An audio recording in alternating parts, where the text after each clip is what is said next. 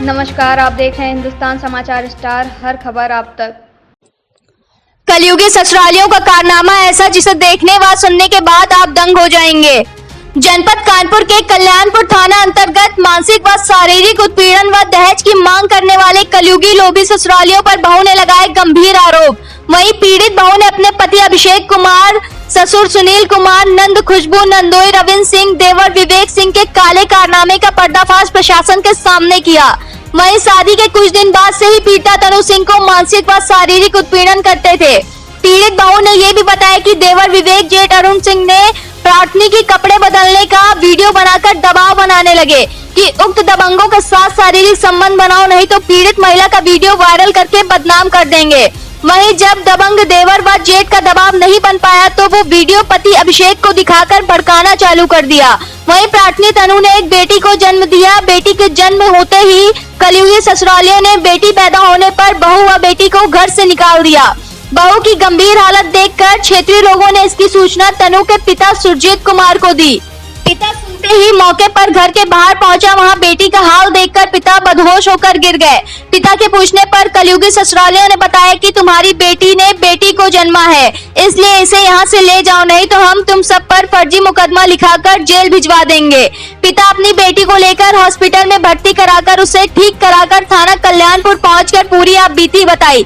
Police ने कलयुगी ससुरालियों पर नामजद अभिषेक कुमार, सुनीता, विवेक, रविंद्र सिंह, खुशबू, अरुण सिंह पर सीआरपीसी की धारा 498A, 354, 323, 504, 506 में मुकदमा तो दर्ज कर लिया है, लेकिन एक पिता व उसकी बेटी को इंसाफ से अभी भी दूरी का सामना देखने को मिल रहा है।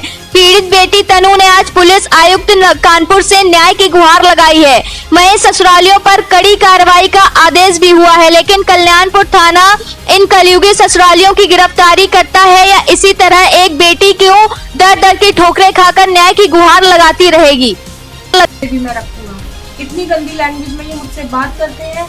वो मुझे बोलते हैं कि मैं पढ़ी लिखी नहीं हूँ, मैं बदचलन हूँ। सर, मैं बहुत परेशान हूँ। मेरा 8 महीने का छोटा सा बच्चा है जो कि बेटी है।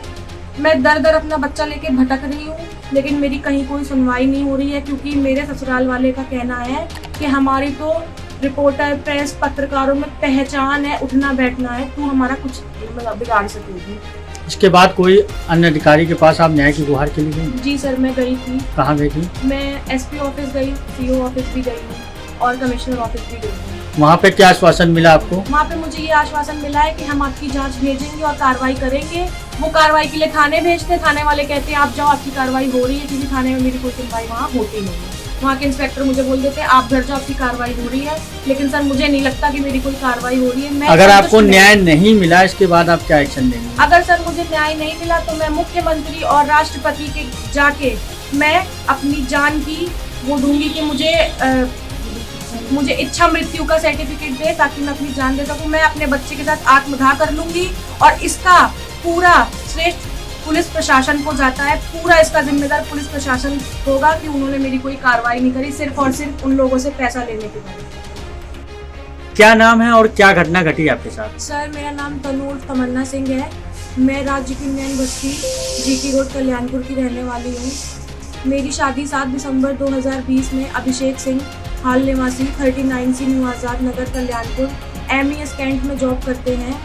शादी के कुछ समय पश्चात मेरा देवर विवेक सिंह और जेठ अरुण कुमार, ये दोनों मेरे कमरे में घुस के इन दोनों ने मेरे साथ ज़बरदस्ती करने की कोशिश की एवं मेरे साथ शारीरिक संबंध बनाने का प्रयास किया। जब मैं इसके विरुद्ध जाकर मैं चीख चिल्लाकर कमरे से अपने आप को बचाकर बाहर निकली तो मेरे सास और ससुर इन दोनों ने मुझे ही आरोपी कहा और मेरे ऊपर ही इल्ज़ाम लगाए कि तूने ही हमारे बेटों को फ़ोन करके बुलाया होगा या तूने ही उनको फंसाया होगा।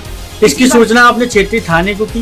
मैंने इसकी सूचना थाने में दी थी, लेकिन वहाँ मेरी कोई सुनवाई नहीं की गई, क्योंकि वहाँ पे प्रेस रिपोर्टर हैं जो आके सेटिंग बैठा लेते हैं, पैसा ले लेते हैं और मुझे थाने से भगा दिया जाता है। ये चीज़ मेरे साथ सर आए दिन चलती आई। जब मैं इस चीज़ से थक गई तो ये चीज़ मैंने अपने मम्मी पापा को बताई, तो मेरे मम्मी पापा ने इस चीज़ का विरोध किया।